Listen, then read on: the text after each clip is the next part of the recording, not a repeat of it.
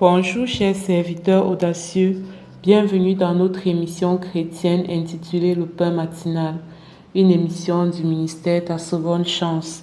Je suis Dr Dorian et je vais nous conduire dans la rubrique Exhortation.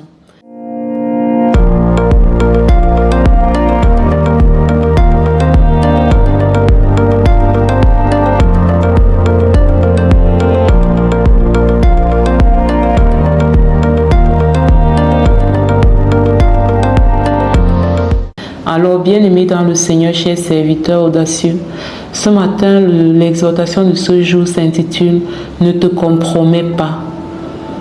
Notre texte de base, c'est 1 Pierre 1, verset 7, où il est écrit « Afin que l'épreuve de votre foi, plus précieuse que l'or périssable, qui cependant est éprouvé par le feu, ait pour résultat la louange, la gloire et l'honneur lorsque Jésus-Christ apparaîtra. » Amen. Donc, en fait, ce que ce verset nous dit, c'est que notre foi va être éprouvée. Si l'or est éprouvé par le feu et notre foi qui est encore plus précieuse que l'or, sera aussi éprouvée. Et ce verset nous encourage à passer le test en fait, afin que l'épreuve de notre foi ait pour résultat la louange, la gloire et l'honneur lorsque Jésus-Christ apparaîtra. D'où le thème de cette exhortation, ne te compromets pas, parce que en temps de difficulté, c'est facile de se compromettre. Le temps de difficulté est la période où tu vas être testé, où ton intégrité va être testée, où ta justice, ta droiture va être testée, ta fidélité va être testée, ta loyauté va être testée. C'est dans les temps difficiles que ta foi va être éprouvée, Et si tu décides de ne pas te compromettre, si tu décides de passer par le feu, de supporter l'épreuve sans renier à tes valeurs, sans renier à ta foi, sans renier à qui tu es, alors cette épreuve de ta foi aura pour résultat la louange, la gloire et l'honneur lorsque Jésus-Christ apparaîtra.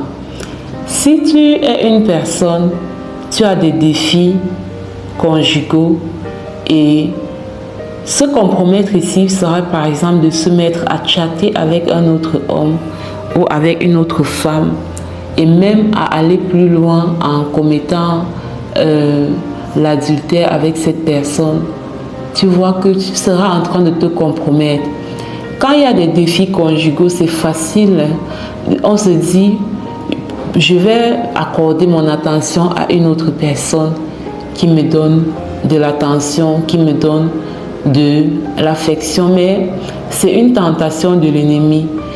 Une tentation à laquelle, si tu cèdes, tu seras en train d'échouer l'épreuve de ta foi.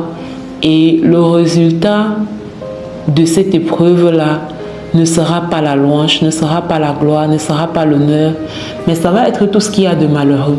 Et je le dis ceci, ce n'est pas pour te juger, c'est pour t'encourager, toi qui traverses des défis, et dans ton couple, il y a des gens qui te parlent, il y a des hommes qui te parlent, ne les écoute pas en fait, ne les écoute pas. Reste ferme dans l'épreuve de la foi, endure l'épreuve de ta foi, en gardant le regard toujours fixé sur le Seigneur. Et cette épreuve de ta foi va produire tout ce qui est louable, tout ce qui est admirable. Tout ce qui est admirable, tu vois. Maintenant, il y a d'autres situations, parfois c'est le manque financier. Tu traverses une situation de désert financier, et à côté de toi, il y a plein de tentations pour avoir de l'argent facilement. Mais tu sais que ces façons, en fait, n'honorent pas l'Éternel.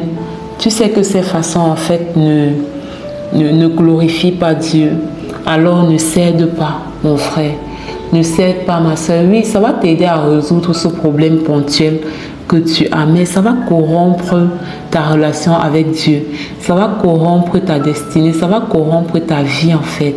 Et ça n'aura pas de résultat, la louange, la gloire et l'honneur lorsque Jésus-Christ apparaîtra. Alors, compte sur le Seigneur et supporte, endure l'épreuve de ta foi. Accepte d'être passé, d'être éprouvé par le feu, comme l'or. Tu vois, ça ne va pas te tuer. Cette douleur que tu ressens en ce moment, ça ne va pas te tuer. Elle finira par passer. Mais il ne faudrait pas te compromettre pour la digérer. Il ne faudrait pas te compromettre parce que tu veux comme vite passer à autre chose. Tu es fatigué d'avoir mal. Non. Endure l'épreuve de ta foi et décide que tu ne vas pas échouer cette épreuve. Décide que tu vas sortir de là étant victorieuse. Décide que tu vas sortir de là en continuant à honorer Dieu. Ne te compromets pas. Ne te compromets pas, mon frère. Ne te compromets pas, ma soeur. Ne te compromets pas. Je ne sais pas à quel test tu fais face en ce moment. Je ne sais pas à quel défi tu fais face. Mais refuse la compromission. Refuse de te compromettre. Peut-être depuis tu essaies de voyager, les projets d'immigration, mais les choses ne vont pas comme tu veux et on t'a proposé plein d'affaires pour te compromettre, pour tricher en fait. Et subitement on a oublié que tu étais chrétien et toi-même tu as oublié que tu étais chrétien et tu as dit c'est pour voyager. Ne te compromets pas, même si c'est pour voyager. Ne te compromets pas, notre Dieu est fidèle. Notre Dieu est fidèle et ses voies sont tellement insondables. Quand tu travailles, quand tu te bats à rester fidèle, lui-même, il se souvient de toi. Et au temps convenable, au moment voulu par lui-même, il ouvrira les portes.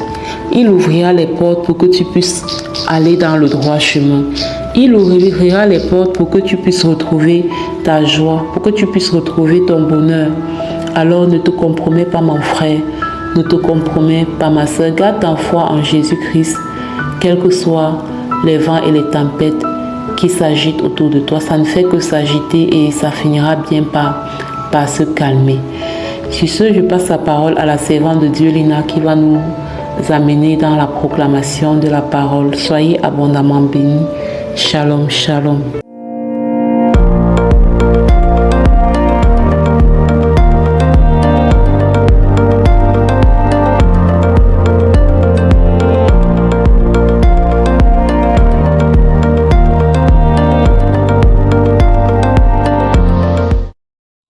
Bienvenue dans la rubrique Parole à mission de l'émission Le Pain Matinal du ministère de la Seconde Chance. Ici Lina pour la parole proclamée, déclarée et appliquée sur notre vie. Bien-aimés, voici la parole du Seigneur pour nous aujourd'hui. Tu as pleinement tout en Jésus-Christ. Vous avez tout pleinement en lui. Il est écrit ainsi dans Colossiens 2 au verset 10. Ce verset est une déclaration puissante de ton identité en Christ. Il signifie que tu n'as rien à prouver, rien à mériter, rien à chercher ailleurs. Tout ce dont tu as besoin se trouve déjà en Jésus-Christ. Et tu es privilégié d'être en lui.